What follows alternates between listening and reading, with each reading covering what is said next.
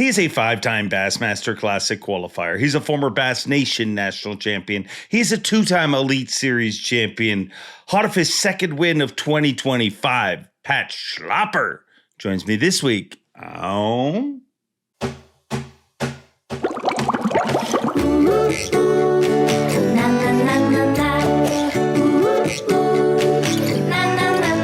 Bob Cobb from the Bassmaster. Welcome to Mercer.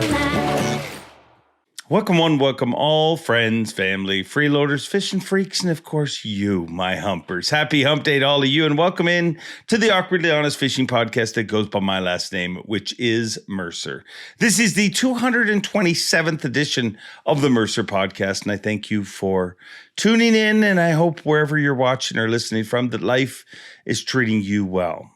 I just got back from Lacrosse, Wisconsin, the scene of the 9th stop of the 2025 Bassmaster Elite Series. And man, what an event to finish the season. I mean, 3 trophies were handed out. First of all, let's talk about Lacrosse. I mean, generally, when you go to a venue several times, the crowds, they start to drop off just because you've been there several times. The crowds were bigger this time. So thank you, Lacrosse, Wisconsin. It was incredible. Thank you to all the amazing Bassmaster fans and humpers that took the time out of their day to come up and say hello. It means the world to us. An incredible weigh-in venue, the home of the Lacrosse Loggers, right in a baseball diamond. We did the final event. It was jam-packed. It was awesome. Thank you to the thousands and thousands of people that came out. 3 titles were handed out. First of all, Rookie of the Year. That was the first one achieved. And that went to Tucker Smith. Nobody's shocked to see that. Tucker Smith, a preseason kind of favorite to win Rookie of the Year, but he pulled it off, took it away from Paul Marks, both members of the Surge Squad. So they were surging strong. But Tucker Smith, your Rookie of the Year. And then it became Angler of the Year, which was decided on Saturday. Trey McKinney and Chris Johnson battled it out right down to the wire, and Chris Johnson becomes a back-to-back Bassmaster Angler of the Year, which, when you think of the names that he joins, the only other people to go back-to-back, are you ready for this? Roland Martin, Guido Hibton, and Kevin Van Dam. Now, Chris Johnson can be added to that list. Congratulations. What a season. I mean, just such a different Angler of the Year race in the way that he didn't get one top 10, but he also never finished below 31st. I mean, incredibly consistent, but didn't have those big fire off top 10s that you're used to your Angler of the Year having. Congratulations to him. Congratulations to Trey McKinney. They battled it out right down to the wire. And for the second year in a row, Trey McKinney finishes second for Angler of the Year. And Chris Johnson wins it. Chris was actually going to be on this show, and I know you're shocked by this, but he's fishing another tournament. And we tried to we were going to do it, but he had bad Wi-Fi. He was in a bar. It was just going to be a bad situation. So we're going to record next week. You can expect to see Chris Johnson on next week's show. And with good news, we got the eventual champion of the overall event. And you've had him on this show. You've seen him on this show before, because we've had him on this show before, because he just keeps winning this season. Schlapper, an incredible victory celebration to take it to the crowd the way he did was just awesome. I mean, he promised me he would do it, and he did it. And it was just a great event to finish the season. I hope you guys feel the same. I loved it. And just when I thought I couldn't leave there feeling any more warm and fuzzy, I flew out of Minneapolis. The next morning, I'm dragging my butt around. I'm not wearing a Bassmaster shirt or anything. I'm just walking around.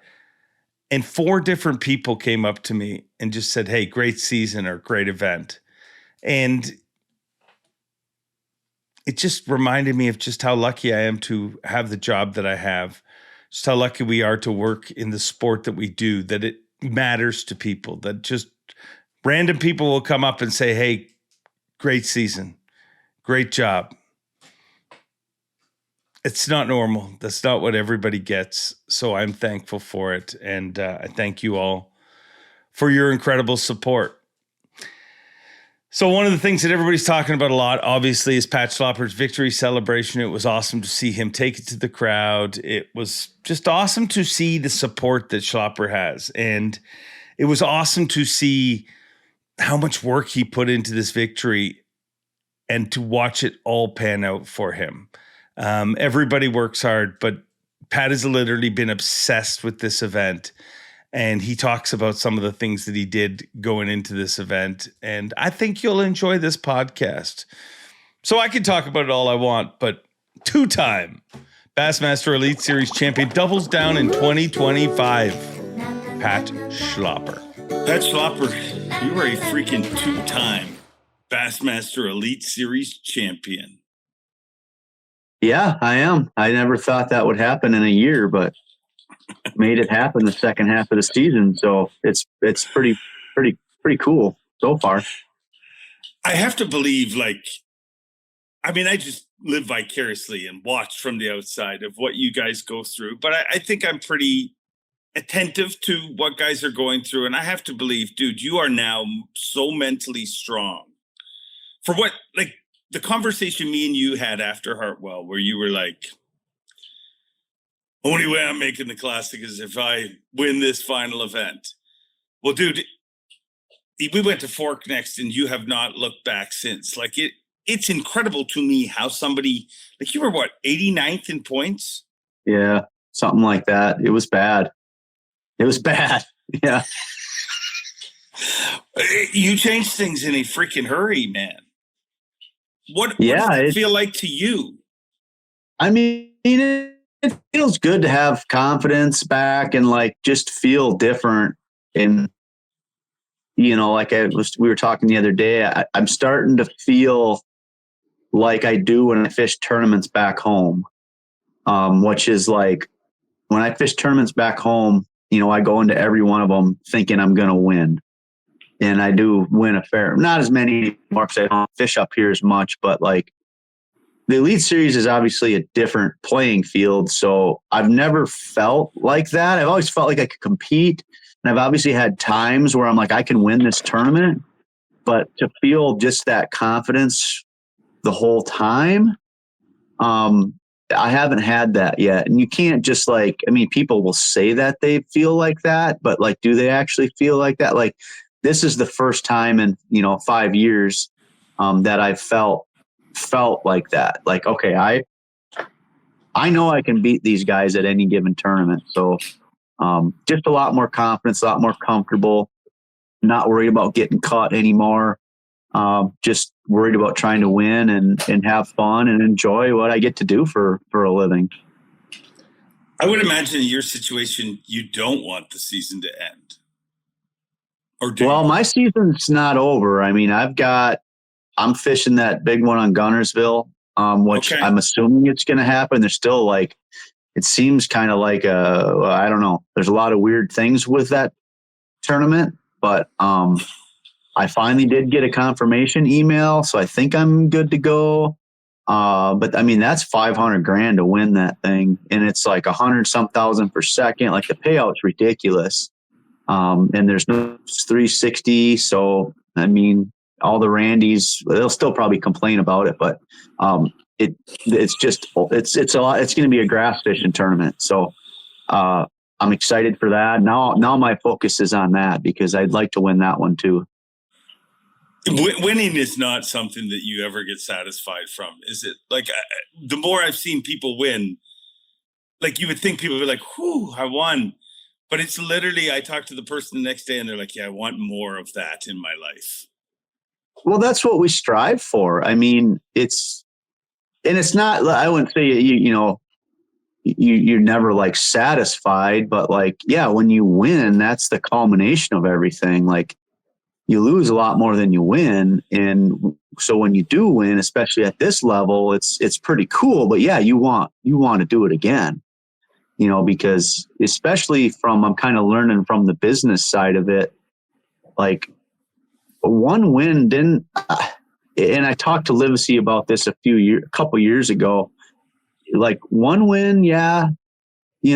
Cool. But it's not all of a sudden all these other things started happening, but like after 2 wins, especially in a season, like, you know, I'm kind of expecting some things to change, get the ball rolling in some different directions. So winning is important in what we do. Yeah, I mean, it's the weirdest thing about the sport. Like, you can be the best and you're not going to win a lot. Like, you're going to have to be good with a win you know, where in other sports, if you finish 12th in an event, you're like, yeah, that's not, but in fishing, you're like, I had a good tournament. I finished 12th. I survived that one. Mm-hmm. Well, how is this win different than the first win? Can you compare the two? I mean, the first win was the second tournament, you know, right after Fork, where I was finally in the right mindset. And like I said on other, you know, the podcast we did after that, like after my practice on the Sabine, like I felt like I think I can win this if a few things go my way. Like I felt like that. And I was fortunate enough that things did go my way and I did win. Now, Lacrosse, it's different because I have so much experience down there. I've worked, I mean, I know I keep saying like I've worked so hard and people are sick of hearing it, but like they don't understand like what I've done down there the last few years to just prepare for if we come back. And like I knew like I was prepared for almost any condition that would come up down there. So I wouldn't say I 100% expected to win. But like I told my wife after I got done pre-practicing this year, I said, I'm as prepared as I have ever been for a tournament in my life. Like I feel more confident than I ever have. So like, I wouldn't say, I hate saying I expected to win, but I was going to be really surprised if I wasn't in the mix. You say you've put in a lot of work. Can you explain that to me? What you mean by that? Are you willing to explain what you went through? Just going down there and fishing, like, you know, fishing and understanding the things that happen when conditions change, you know, what to do when it's high water, what to do when it's low water, what to do when the wind blows out of the north 40 miles an hour for 2 days straight and the temperature drops 20 degrees, you know, what to do when certain areas of the system are choked out, what to do when the water's dirty in certain areas. Like I knew the river was going to get dirty. So I knew the part of the lower end of pool 8 where I like to fish was going to be blown out. I knew the water was going to come up. Then I knew it was going to drop and I knew how to adjust every day. So that's just experience from being on the water and just experiencing all that firsthand instead of trying to figure it out as you go along. I heard you on Panger's podcast. And you talked about notes, like you literally documented all these different conditions. Like, do you have all those notes stored together that you like flip through? Like, how is this organized? Yeah, I just have it in a book, like a notebook. And all the days I practiced, I wrote down the water levels from pool 6 all the way down to pool 9, and then I wrote, you know, just different conditions where I fished, where I could get into, where I couldn't get into. Because like in the past, you know, I always thought I could remember all that stuff, but it's just impossible with that many pools and variables in play. And also just, you know, the guys I usually fish with down there, I mean, I say down there, not necessarily in Lacrosse, but like up in Wabasha, pool 4 or 5, like they're just so good at just knowing because that's where they fish all the time. So I'm always just kind of along for the ride with them and like I catch them, but like they're kind of running the show. And then I realized like I need to start taking notes so I understand all that stuff. And it made a huge difference. How detailed were these notes? I mean, it was just like, so you go on a website, you just type in Mississippi River levels and it'll have a list of every lock and dam and every pool and what it's at, how, you know, what the number is, you know, basically how much water is in the system.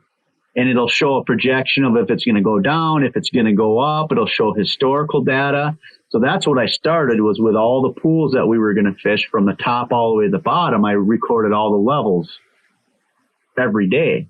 And then I would write, okay, I fished pool 8 and I fished this section. I caught them good here. I could get in here at this level, but if it was 6 inches lower, I couldn't get in here. So it has to be at least this depth for me to get in there and get out of there. And then I would write down water clarity with different conditions. I would write down what the vegetation looked like. I would write down what areas change, because that's the thing with the river is it changes so much that, and you can remember a lot of it, but you can't remember all of it. So it was just a lot of things that I felt like were important.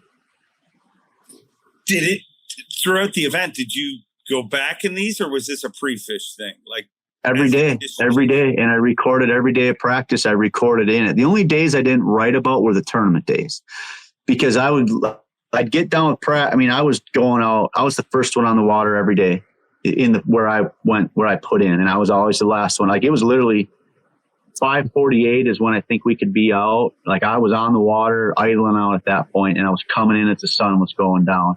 I come home, take a shower, try to eat, which I didn't really eat much all week. And then I would lay in bed, ice in my back, and I would read through my notes and look at the projections because I knew the rain was coming, and just see where it was going to be. And I figured by the end of practice, the water level would be almost the exact conditions of when I pre-practiced a month ago, because the water came up when I was there. It stabilized, and then by the end of it, it came back down, and the numbers were almost identical.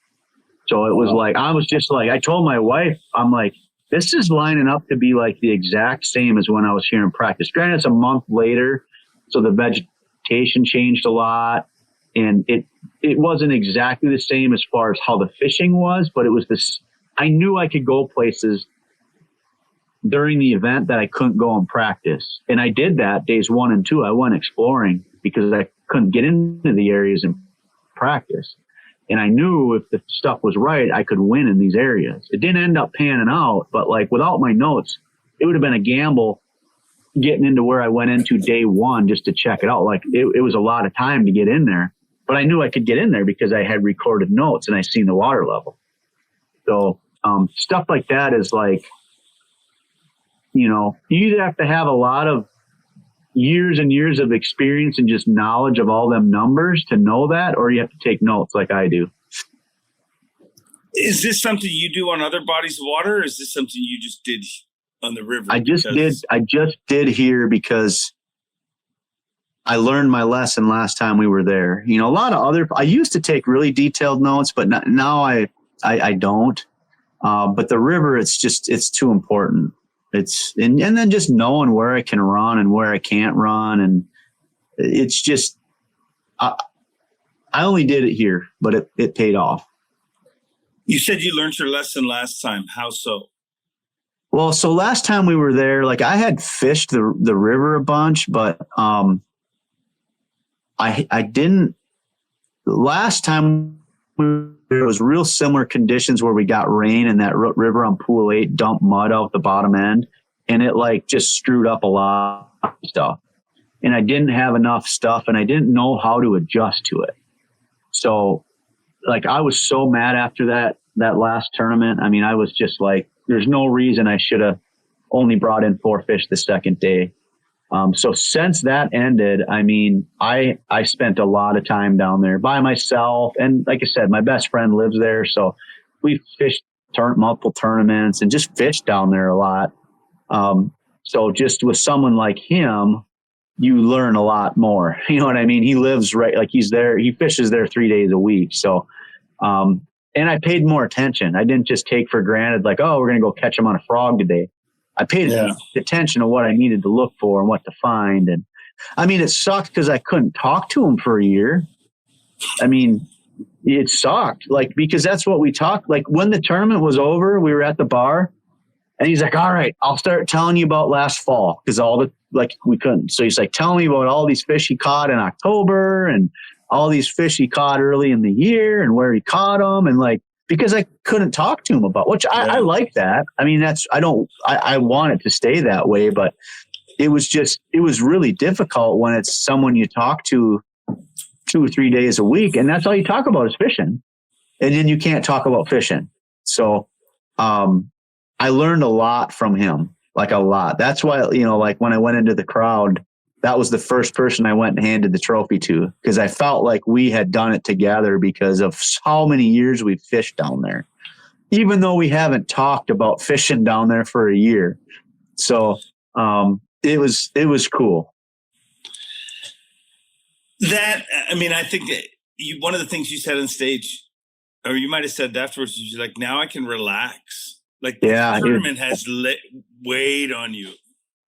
Yeah, since it was announced, because, you know, you have to, not only the stress of like, and I wouldn't say it's my home water. It's the closest we'll ever be to fishing my home water. You know, like if we were on pool 4 and 5, I'd be like, okay, we can call that my home water because I've spent a lot more time there. But like, it was close to the house. I had a lot of experience. So there was pressure that way. And like, I was excited because of all the work I had put in, but I also felt a lot of pressure, even more pressure because of how crappy my year was. And I was the bubble boy for the classic. So I was scared of like, I don't want to just fish to make the classic. I want to fish to win. And then, you know, you have all year to think about like, I don't want to hear something I'm not supposed to hear.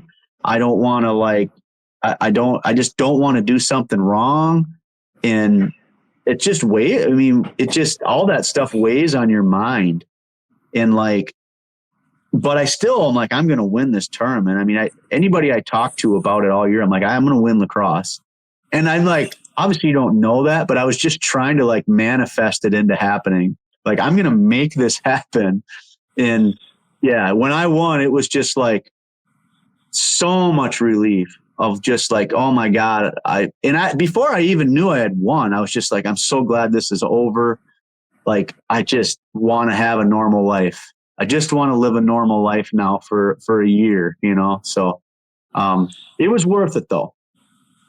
Yeah, you definitely were manifesting it, because I'm thinking back to even when you were at your lowest, when I keep talking about after her, well, me and you talked that evening, you were down in the dumps, like as low as I've heard you fishing wise.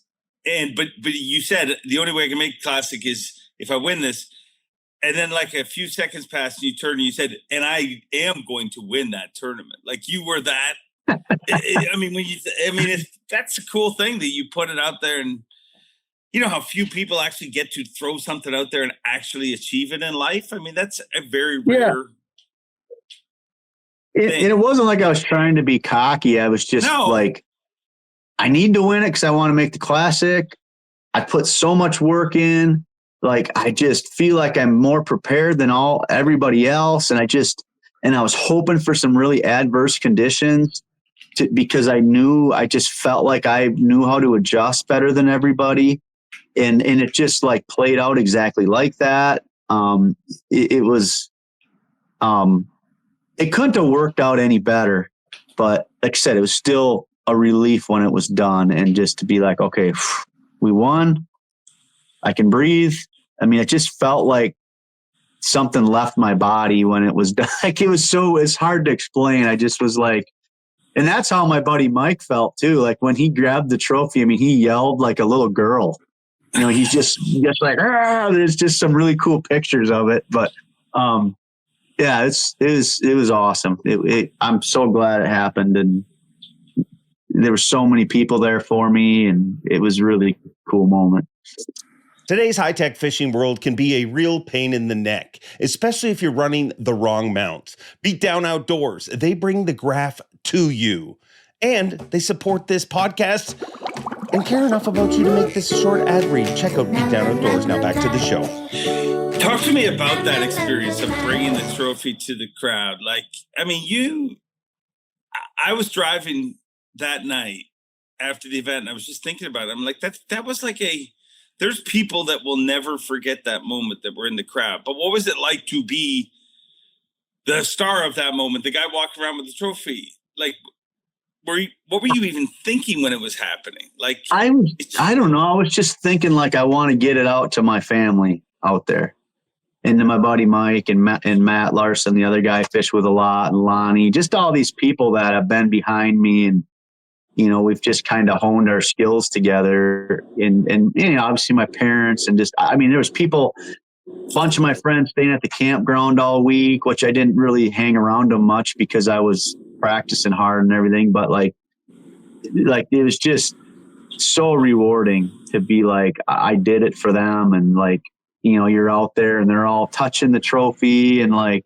it was pretty surreal. Like, I mean, it was awesome. I can't really even put into words how cool it felt to be the guy that did it and just had all that support. I mean, it was like deafening in there when you'd come up from the back banks, like when they'd say my name, and like you'd be standing back there and you'd hear you say my name, and it was just like, it was insane how loud it actually got.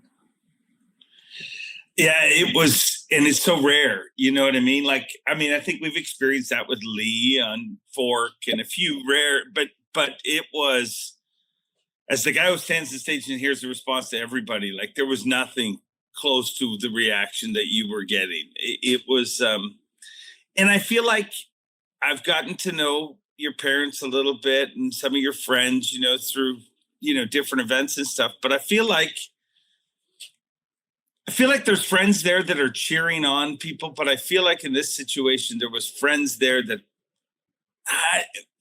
maybe I'm overthinking it. It just feels like they feel like they accomplished something with you. Like it was like a team victory. It felt like to me. Am I reading that right? Do you think? 100%. I mean, I get so much support from, you know, my parents and Lonnie and Lindsay and my friends, Mike and Jess. I mean, they came to like 5 events this year camping, and they're like, you know, what do you need? You want dinner? You want us to do your laundry? Do you want us to do this? Like they are the team, you know, like if I need something, they're there to help me. And like, it's, yeah, for sure. Like it was for them, and as much as it was for me. And, you know, it was definitely a team deal. Like it was, and like Atkins too. I mean, I've become super close with Justin, and like he was waiting on the dock for me to help me load the boat. And he pulled the boat over to the stadium with me in the seat, and he helped me bag my fish. Like, I mean, that's really cool. You know what I mean? Like he was so happy for me because he's been, between him and Bob, they're the two that have kind of talked me through my tough times, you know, kind of kept me grounded and like, dude, you're good enough to be here. Just keep going. It'll turn. Like, so they know how I felt and how hard it is to do it. And it's pretty special to have them around when it happens like that. When you're in those tough times and people say things like that, you're good enough, you'll be fine. Like, does that really register, or are you just like, I mean, I've always been really hard on myself. That's just the competitive side of me. And like, I've always been really critical and I think that's where I struggled early on is like, I know even those events where I didn't do very well, granted, I had a lot of like unfortunate things happen this year. Just, I lost a lot of practice time. I just had some bad luck in the beginning part. But even after all that, I knew like, man, I worked hard. Like I pre-practiced some of these places. It's not like I'm going out for half days of practice. Like I'm going hard, and like, I just didn't figure it out. Like you can't always figure it out, you know, unless you're Chris Johnston and Trey, and, you know, a few of the guys always do because they're so good. But like, you know, I got to just work hard and hopefully I figure it out. So I'm always super critical of myself. And it just built up in that early part of the season because I'm like, it's not getting anywhere. And them guys talking to me helped, but it took a change in my own personal mindset to get it actually turned around. How did you have that change? I mean, we've kind of joked about the slump bust of the fish on Fork, and it literally has been for that moment on that. But like, when was that's the moment that I point out on stage, but what was the moment? Was that the moment for you? Like, what was the moment? 100% the exact moment because of what happened with that fish. And I said, I'm like, I said, while I'm fighting an 8-pound, 10-ouncer, this thing's coming off. I know it's going to come off. It had another fish on the other hook. It bit right at the side of the boat. So it's just freaking rip roaring fighting all over. It's on a crankbait. I'm like, it's going to come off. And I caught it. And I was just like, the guy, my marshal was one of the marshals that's at every event. And he's like, he recorded it. And like, I said to him, I'm like, that might've just turned my season around. And then that day, like I just catch him, and then I catch a 6-pound, 10-ouncer right at the end of the day. Well, seriously, 10 minutes to fish to put me into the day 3 cut. And then since then, it was just like, I felt like I couldn't do much wrong. Hardly lost any fish, practiced really well, like just made really good decisions the rest of the tournaments. Like, I mean, I was in 3rd place on 10 killer after the first day, thought I was going to have a chance there. Like I was just fishing good. And that was the moment right there. 100%. Did that first win on Sabine help make this win easier, or did the two not even affect each other? They didn't affect each other. Like I said, I mean, it gave me the confidence. Okay, I can win. Even though I've been super close, 2 other times, like super close. But I didn't win. So you still have, until you actually win, you can't really, it's hard to feel like, okay, I can win. But once you win, you're like, okay, I already won. I know what to do. But it didn't really affect, I didn't think about anything else but the river. I didn't think about anything else. Like, I need to concentrate on what I'm doing here. So the Sabine didn't affect that at all.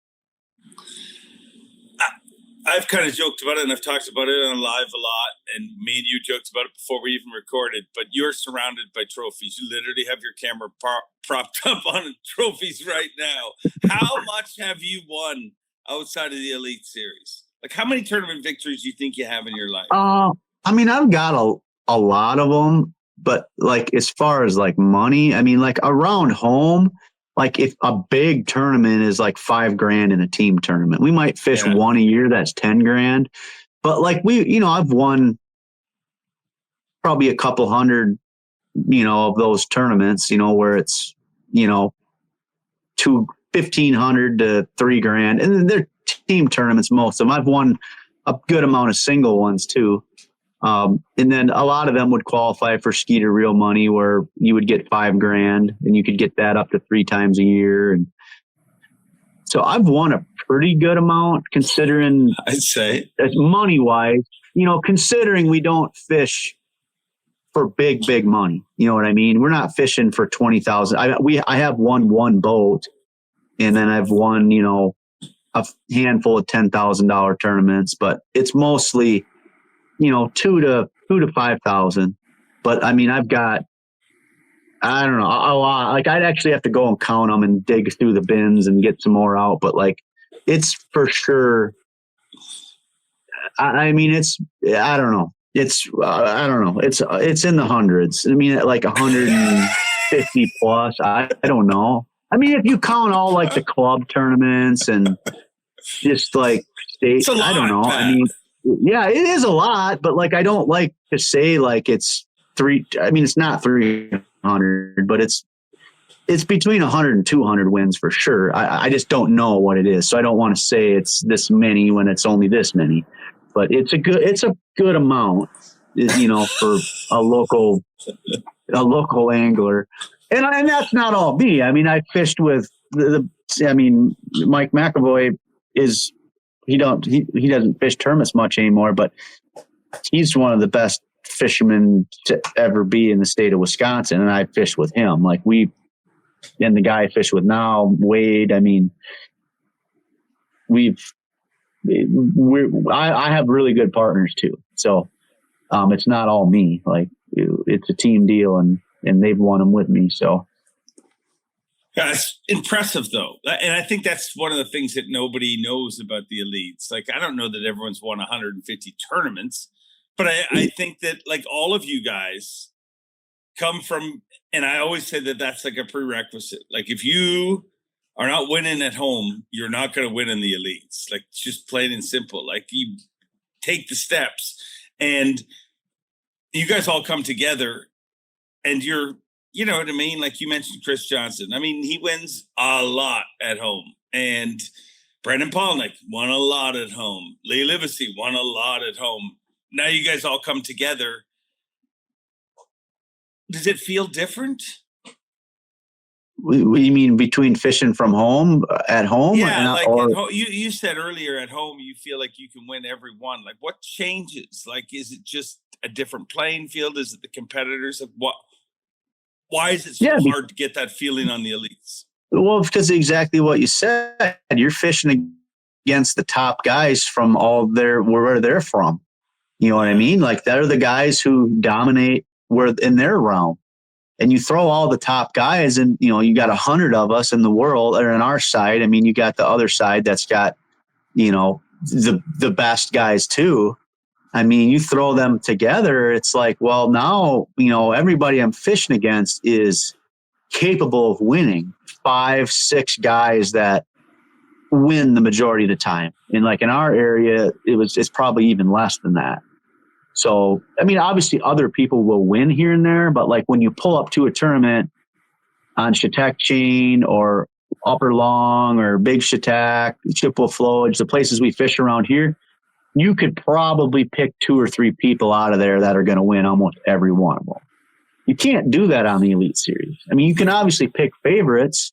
You know, if you go somewhere, you're going to pick, you know, if it's a sight fishing tournament, you're going to pick Drew, you know, you're going to pick Cook or Benton or Cox. You know, there's a few people you're going to circle, but anybody can win. I mean, we all know how to do a lot of different things. It's just really hard to, once you get to that category of people to just feel like, oh, I'm going to win this one. To feel that every time, that's really hard to get to that place. You did several things in this tournament that people said wouldn't happen. I mean, one of the things coming into this event is I kind of guessed. I said it's going to be 65 pounds because I don't know why. I mean, it just felt like it's going to be 65 plus. A lot of people said it'd be 60 pounds. So you cracked the 65. But on top of that, you also did what a lot of people said wouldn't happen, and that's lock. And to make that, you know, a lot of people said you got to stay home to win this. It's always been won out of pool 8 here, and you can't lock. Why did you lock? And tell me about that experience. Everybody who was saying that doesn't fish down there. They're all sitting in a studio reading statistics and trying to decipher. Seriously, like I laughed so hard when they were saying that. Just like, and then I think someone said, I think it was actually Zona who said, yeah, Tom Mansour, he never leaves pool 8. I started laughing so loud. I'm like, oh my God. It was so funny to me, but I was like, perfect. Scare those guys even more because I want as few people. I didn't even know I was going to lock up at that point. Like I wanted to practice all 3 pools and see what was happening where, you know, I didn't know I was going to lock up until after day 2 really after the first hour of day 3 of practice.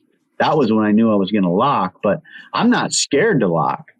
You know, it's a scary thing to lock on the river with all that barge traffic. Like you got to know what you're doing.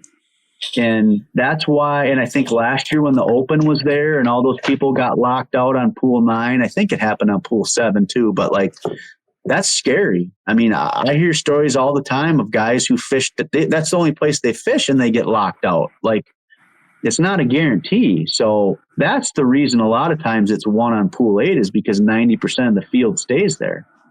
So like I'm happy. Go ahead, stay there. I mean, pool 8 does have the most fish and it has some of the best areas, but when you put, you know, 25 of the 100 boats in Stoddard, like it's going to be hard to win out of there. Did you have any close calls with the locks? How were the locks for you? The locks were awesome this week. I mean, it was, even all at practice, I was looking at the app and I'd be like, oh, I don't see any barges. Like, this is so weird because you usually see them cruising by and you don't get super concerned about it until like every morning I would wake up to go to take off and I would look at the app. And like the first day I looked and I'm like, it doesn't show any barges anywhere. I'm like, this something's got to be wrong with this app. And then I would zoom out and I would look like up on pool 4 and 5. I'm like, well, there's barges up there. So like, and then when you go through the locks, they'll generally say like, hey, you got a northbound coming. It'll be here in 5 hours. So try to be back by noon. You got a southbound coming. So be back by this time. And like, they were just like, yeah, it's wide open. Like there's nothing coming. So just be back here by, an hour before you check in. And I was just like, this isn't common. And like those guys at pool 7 were freaking unbelievable. I mean, they were so cool. They just were like going above and beyond to get us through. Like it was so awesome. They gave us breakfast sandwiches the last morning. Come on. And I swear we pulled up and he's throwing like really good ones too. And like, they were so cool. And then they'll talk to you about like the one guy. I wish I knew the guy's name. I got a call down there and try to figure out when them guys are working because I want to bring the trophy down there. And because a lot of them fish. Yeah. So the one guy, the last day he's like, I know I can't really say much, but like, I really want to know what you're using for punching through that heavier grass. Like, can you kind of explain what you're doing? So I told him exactly everything in the rod, the reel, the line. And he's like, okay, that's really cool. I appreciate you doing that. So like, if you're nice to these guys and you respect what they're doing for a job and what they need to do, they'll be super nice to you too. It's just some people don't understand the etiquette and what you need to do in the lock and how serious of a deal it is. And that's what kind of gives, it really pisses them guys off when you got someone ramming through people in the lock and not following the rules, which happened on day one. Oh, really? Oh yeah. I got to chewing some ass in there to some people because they didn't read Lisa's email. I was pissed. I was really upset because they just, I don't want to get into it too much, but like, and the lockmaster came out and lit him up because he didn't follow the rules. And like, they don't dick around. It's not Florida where you just go ramming in there. And if you're somebody local, you can just go right to the front because you're cool. Like that ain't how it works down there. Like you're liable to get slapped in the parking lot by a competitor, or you're liable to get your ass chewed by the lockmaster. And then when you do stuff like that, then they won't do everything in their power to get you through. Yeah. So I've seen it. I've heard it. I've seen it. And even talking to him this week, I told him like, this is the smoothest I've ever had in the lock system from any of the stuff, any of them that I've ever fished. Avco not only makes incredible outdoor clothing, but they care about anglers with their 10% pledge. Avco and the Shed family donate at least 10% of the company's profits to conservation and making fishing better. Now back to the show. And they're like, yep, you guys have done a good job. Other than that first day, you guys have been respectful, listened to us, followed all the rules. Like, that's all we asked. He said, unfortunately, there's a couple local people that are going to ruin it for all you guys because they don't follow the rules. And he's like, they're going to ruin it for everybody. And I'm like, dang it. Like it's so easy too. It's not like, it's just easy to do. It's a lot of it's common courtesy. But the lock was great. The only time there was a little bit of a scare was day 4. That was the only day where, like, he told us on the way up, he's like, there's one that's going to get here in about 6 hours, but I should be able to get it through. There's another one coming down in 4 hours. But he's like, I think you're good. And I actually went back to the lock at 12:10 to lock through. And the guy's like, no, you'll be fine. He's like, this one will go through quick. So, and obviously he's telling all of us that. It's not like he's just telling me. Yeah. And it's not like, it's not like this is abnormal. Like they'll tell you that like whatever tournament is, that's their job to tell you about what's going on. So like I actually turned around day 4 and went back out and fished for a little while.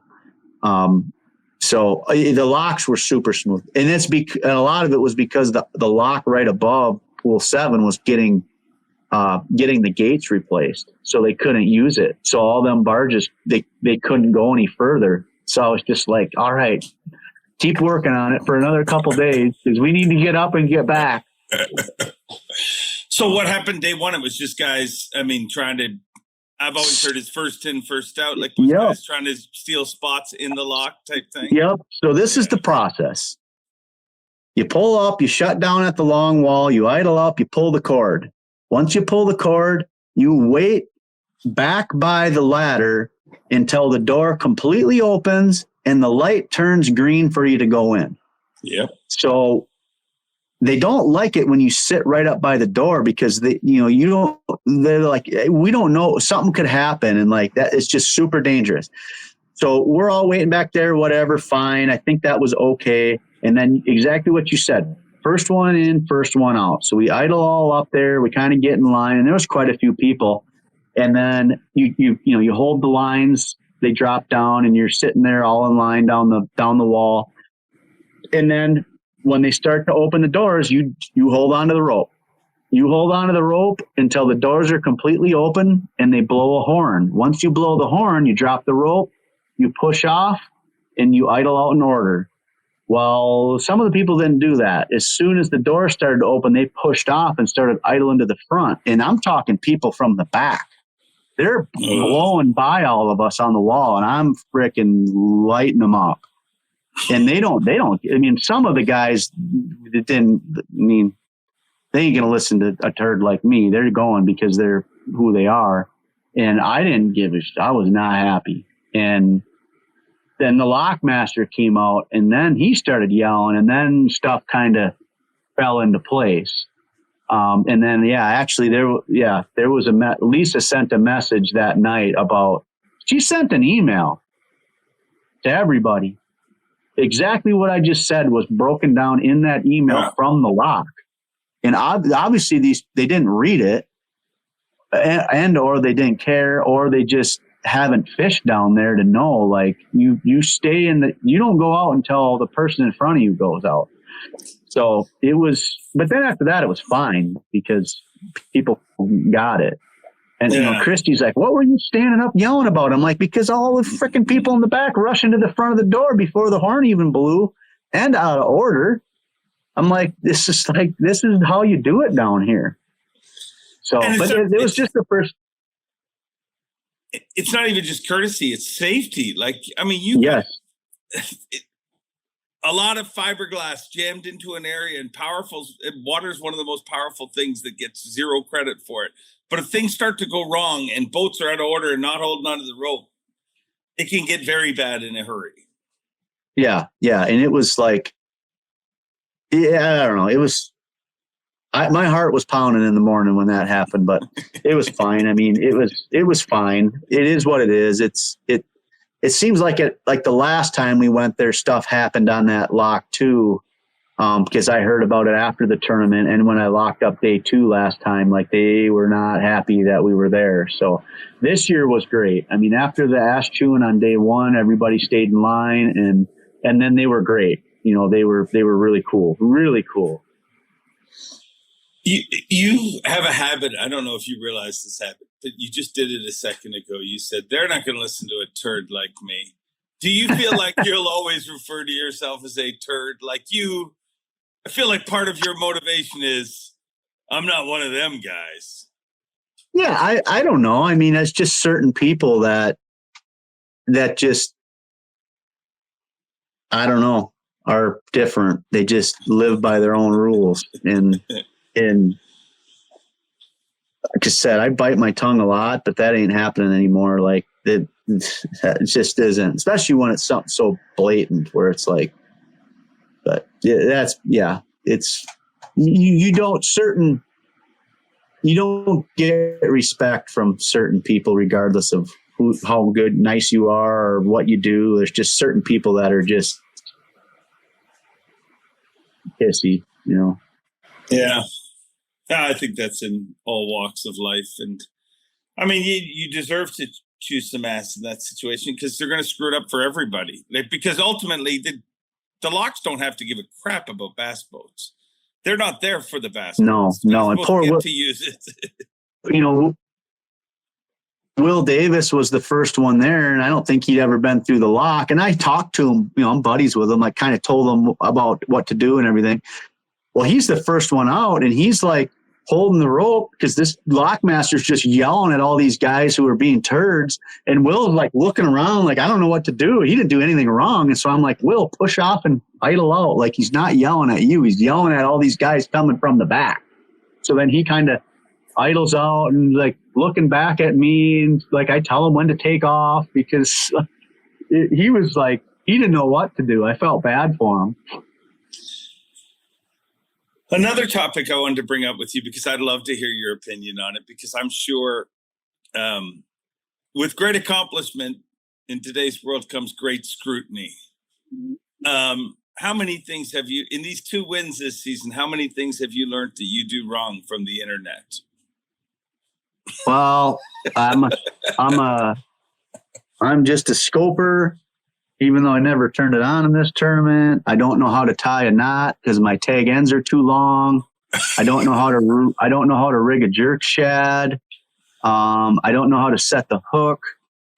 I don't know how to be courteous to people because of that day 4 when that guy just come plowing through all the mats I was fishing. So I got told I was the biggest piece of shit on the tour. What else comes to mind? Typical stuff that like, okay, well, guess it worked this tournament. I knew how to tie a knot. I knew, I wasn't live scoping in a foot of water under mats. You know what I mean? Like, did you watch any of the coverage? Did you see what I was doing? Like, yeah, it's pretty typical.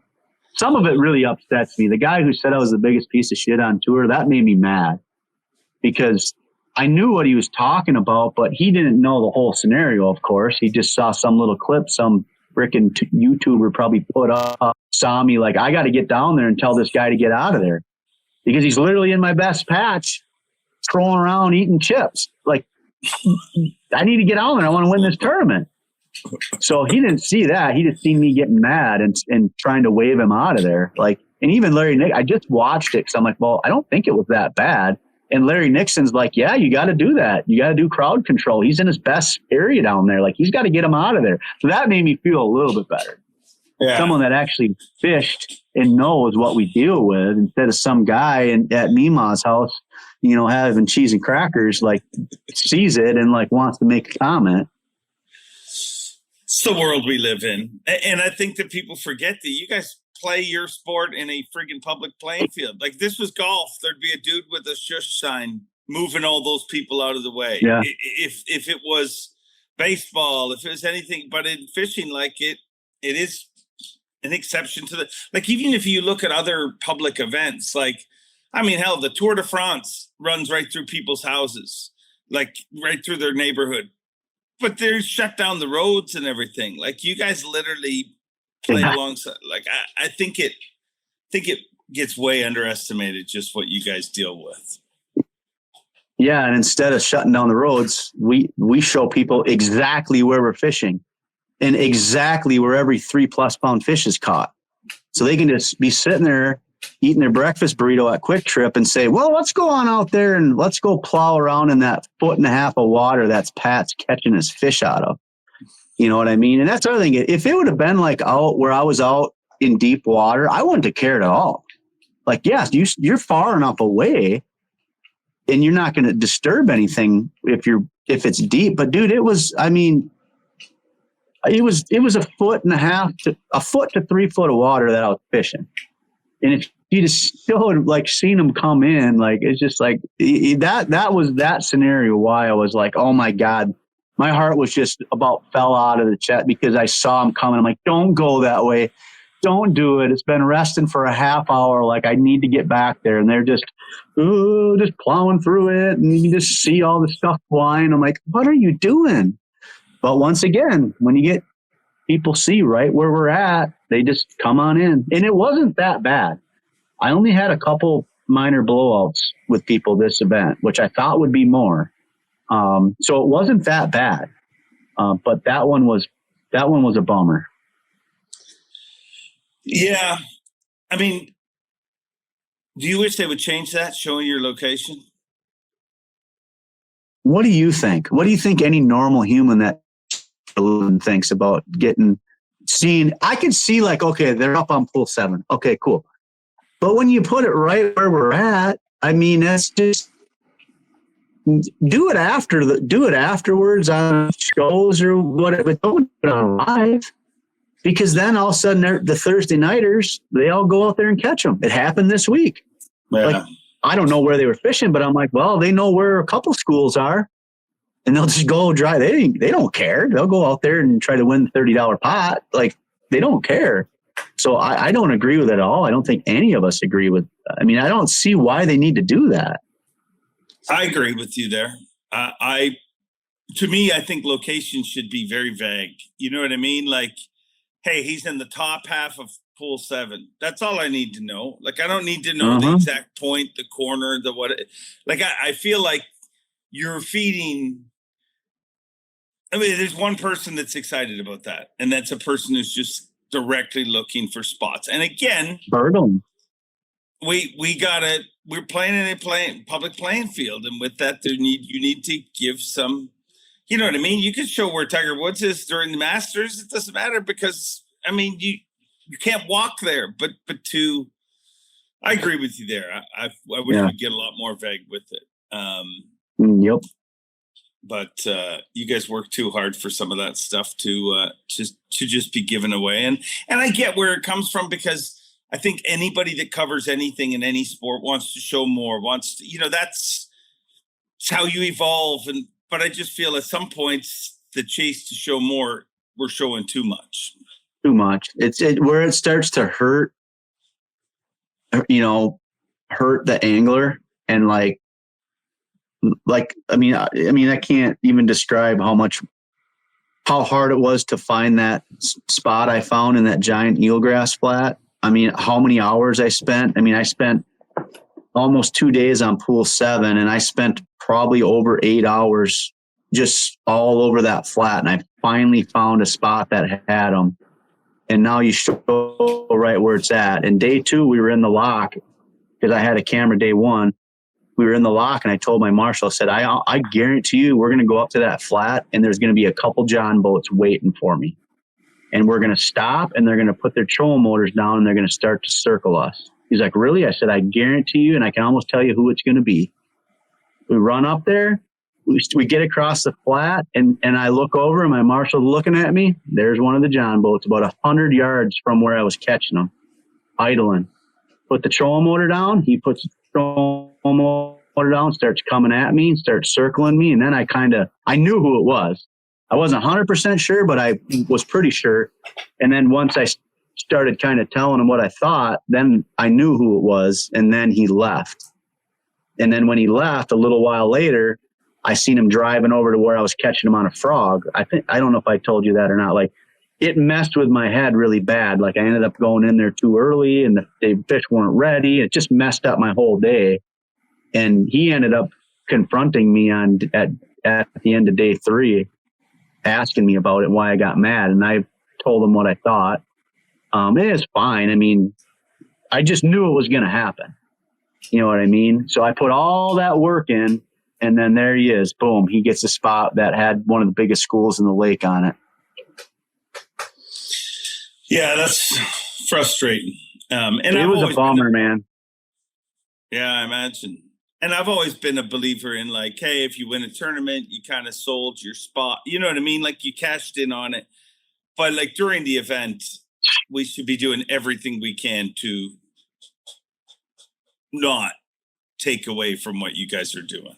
Yeah, and I agree with that. Like, hey, have at her when I'm gone. Like, go ahead, go up there and win all your little club tournaments. That's fine. But like, I worked hard for that. Like, I worked really hard for that, and I'm managing it. And who's to know what he was doing before I got there or after I left? I mean, he's probably out, catching them or telling his buddies. Like, that's how that works. It's not just the river, it's other places too. But it's like, just give me a couple days, dude. Like, I mean, and the thing that hurt me is I know the guy. That's why when I seen him, I'm like, I guarantee I know who that is. So that was a bummer, but we talked it out. It got a little heated, but I think it's fine.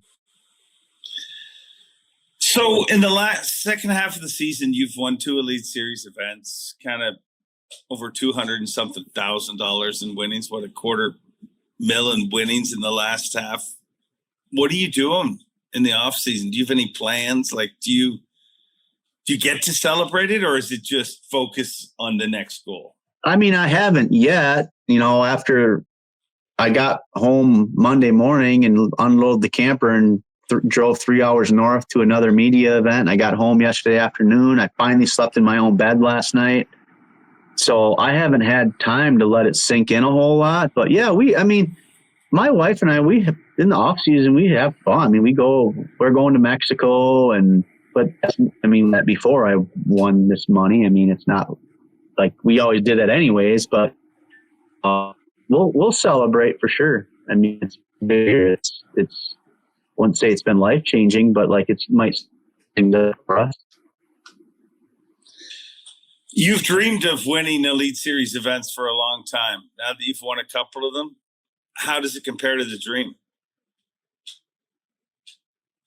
It's better.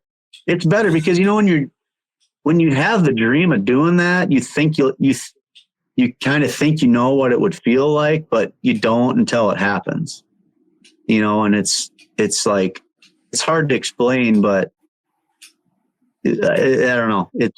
It's better than what I thought it would be. And like I said, I'm not talking about the money at all. I'm just talking about the prestige of it. To say like it was really cool to be like I felt a lot of relief when I won one of them, and now I feel like it's really cool to think I won 2 of them, and it's even cooler to think that I won 2 of them in one season. Like I know there's been several people that have done it, but that's not super common anymore. But you still consider yourself a turd. Yeah. I think a lot of people think, some people think I'm a turd. You know what I mean? Like, or whatever. They're just like, you got lucky twice or whatever they think. But whatever, that's fine. I'm used to that.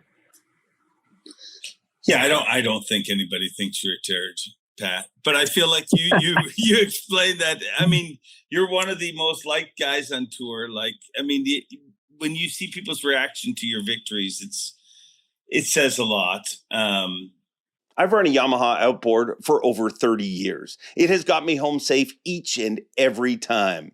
If you enjoy this podcast, remember, Yamaha supports it and they care enough about you to make this ad read very short. Back to the show. I feel like you started catching them a little better when you let your hair grow. Do you feel like there's some power in the hair?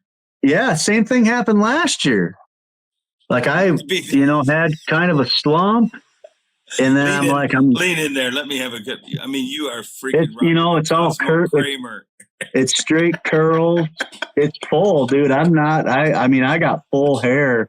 It's just really curly, and it's nice and soft. I take care of it. It's getting gray, but it's getting a little annoying. Because it's starting to get in my eyes. But like I told my wife, I'm like, I got to keep it until after that one on Gunnersville because that's $500,000. Like, yeah, I'm keeping it. So at least till then, I mean, who knows what it'll look like? I'll probably have to put it in a ponytail by then. That's fine. You wouldn't be the first guy from your part of the world to fish tournaments in a ponytail. Yeah, that's true. Yep. Canadian style. Is that just a sign of how hard you were working that you just stopped taking time to cut your hair, or why? I'm superstitious. I'm really superstitious. So if I do something that I think that helps ease I would say I'm borderline obsessive compulsive about certain things. I do a lot of different things, but that's what it is. It's straight superstition. If I'm catching them, the hair staying. The hair staying. So yeah. What other things do you do, Pat?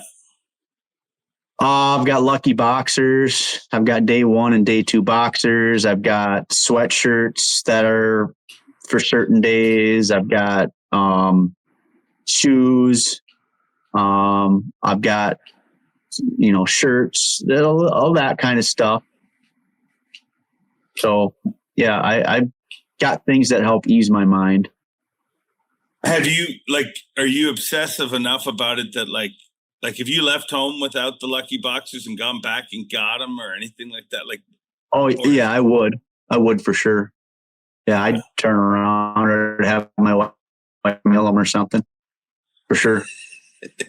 Yep. I used to have another lucky pair, an old, I'm kind of glad because they were like old American Eagle, like ones that were super uncomfortable, but they were so lucky. They had 4-leaf clovers on them. They were so lucky. I mean, I won so many tournaments in them. And then one morning I didn't quite make her and I had to cut them off in a quick trip bathroom and throw them away. And, oh no. And since then, yeah, it was bad. It was bad, but they went out with a bang. So, that was, I couldn't think of a better way of going out because they were with me a long time. I mean, they were holy and like only tournament day. But yeah, they're probably, turned into soil. Well, they were kind of soil before I threw them away, but they're probably really turned into soil now. So they were uncomfortable to wear, but you would still wear them. You would crush your nuts to catch a bass. Oh yeah. Had to. They had to. Yep. I had to have them on. And it was a big part of the system back then. That's been several years ago. I mean, that's been probably 8-9 years ago. Yeah. I think every tournament angler is insane, and the ones that don't admit it are probably the most insane. Like, I mean, I don't even compete against you guys, but I literally had these camo boxers that I would wear. They were Championship Sunday underwear. Like, I wore them during every weigh-in, and they got to the point that like it was time for them to leave my life. And my wife literally, because she enables my insanity, literally took a chunk of them and sewed them into the new Championship Sunday boxers. That's a good idea. But I wasn't gonna try to take a chunk of the lucky 4-leaf clover ones. I wasn't gonna try to cut a chunk of them off. No, I'm glad you didn't. As the guy was standing beside you on the stage, I'm glad you left them in the quick trip. What's the coolest thing that happened post victory? Like, was conversation with somebody, a congratulations from somebody? Like, what stands out to you? A couple. I mean, the first one was when I got to the dock that we idled by for check-in, and I had a bunch of my friends and family standing there with signs and cheering, and you don't really know what happened at that point. And then Atkins was waiting there for me, and he just jumped in the boat. He's like, "I'll help you load the boat." And, that was just really cool to me that he took the time to come down and like kind of calm me down and like, and then I asked him what I thought, and he's like, "It's over. Like you're going to blow the doors off it." So that was cool, really cool. And then he went and got my truck and pulled me to the stadium. Like, I mean, who gets that from a Forcewood Cup champion? And like, he's just a good friend of mine. Like, that was cool. And then the other thing was handing my buddy Mike that trophy. I mean, it was so cool. We talked about it this morning. He's like, that was just the most memorable thing in my life. Like, it was so cool just because of our history, like my close friend and just how hard we have worked figuring the things out we know on that river. I mean, for years, it was like he won with me. Yeah. And like we won together, even though I haven't been able to fish with him for over a year. You did, like I said at the beginning of this, you did something that's so rare, like to win at home, but to not just have friends watch it, but have friends feel like they won with you. The amount of your friends that came up to me afterwards that I don't even know, that were just like, it's just cool. Like, I mean, as a commentator, you say stuff and you never ever think it really ever, you know what I mean? Like, I just moved the hole that makes the words, but to have your friends come up and be like, "Hey man, you promoted and supported Pat long before," you know what I mean? It's just, yeah. it really affected me. It made me feel really, whatever. We're just all lucky to do what we do, but it is cool to see the effect that it has on people. Yeah, it was amazing. I mean, I saw people that I haven't seen that I went to high school with. I saw them there. My buddy, old friend of mine, name's Keith Weaver. Like, I was standing in the line, people getting autographs, and I looked over and I seen him. I'm like, God, that looks like Keith. He came there. Like, I don't think I've seen him since I graduated high school in 2001. Wow. And he come up and he's like, good job, dude. He was just pumped. And I'm like, I haven't seen you for over 20 years. Like, people, several people that I hadn't seen for years showed up. So, like, that means a lot to me that they were paying attention, following me, supporting me. Like, that's pretty cool to me. To hear people compare your victory celebration to Ike and Ellie's at the Delaware River. Do you remember watching the Delaware River Ike and Ellie victory celebration? Like, what does that mean to you? It's one of the most iconic moments in the Elite Series history. Yeah, I mean, it's kind of crazy to be compared, to anything that someone like him has done, who's just like an icon. You know what I mean? He's one of the names that, when you think about Bassmasters, like, he's one of the names you think about, good things and bad things, which is fine. I mean, that's great. So to be compared to that or with him, like, that's pretty cool. And I imagine he felt the same way I did, so that's pretty cool to be put in that category. If you could change anything about it, would you? No, everything.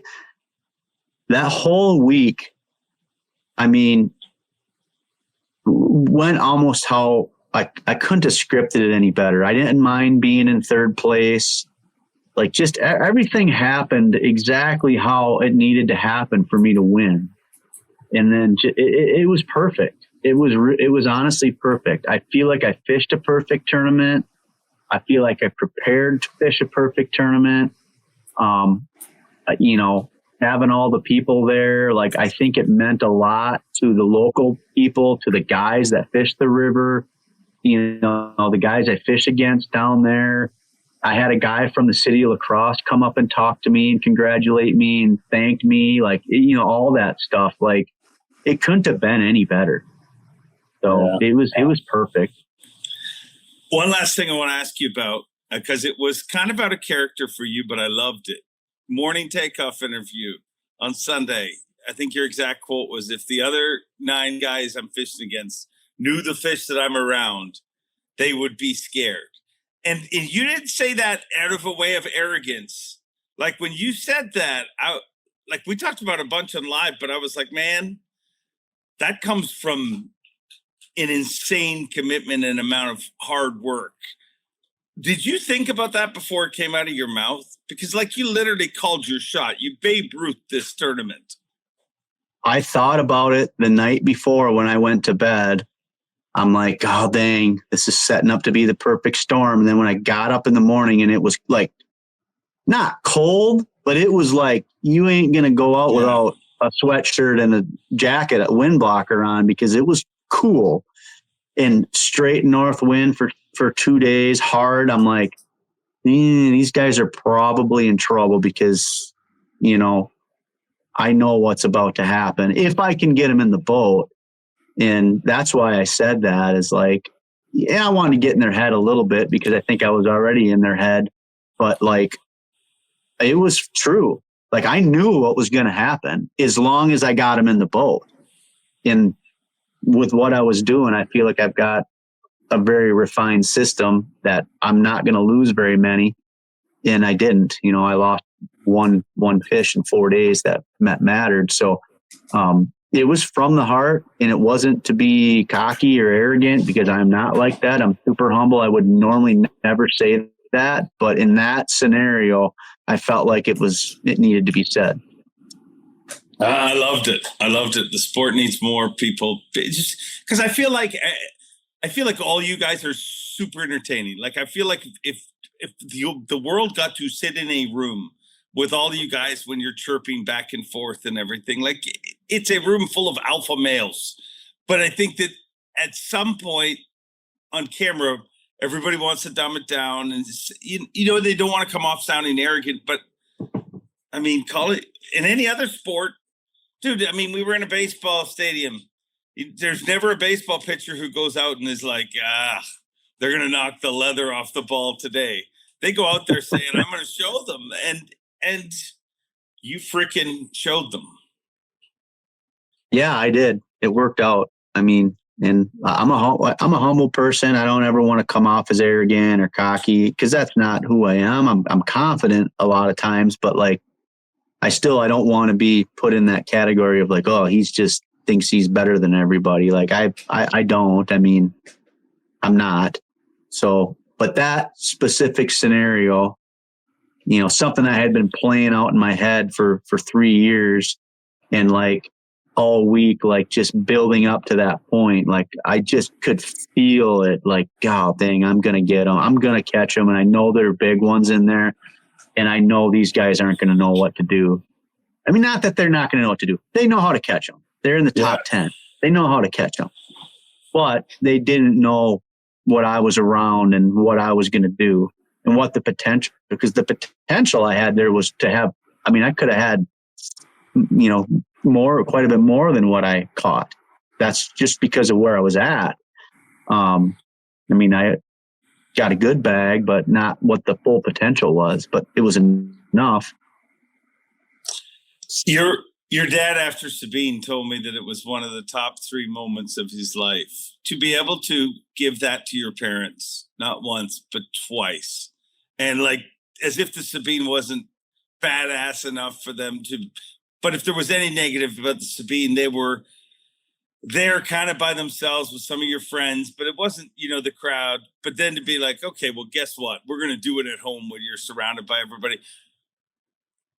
To give that to them and for them to experience their son doing that, what does that mean to you?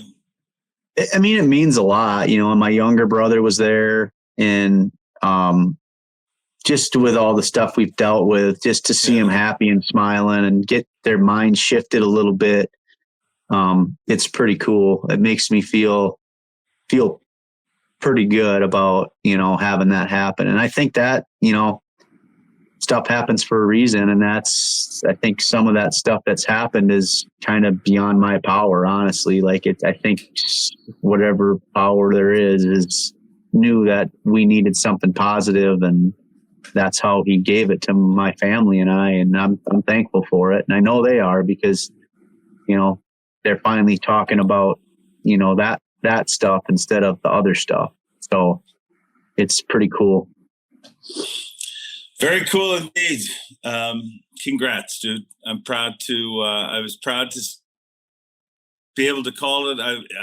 I think I had the best view of your celebration. Like it was, I wish somebody had taken a picture, because there was moments where I was literally just standing on the stage beaming, watching it all, you know what I mean? Because everybody else was ground level, but I had actual view of it all.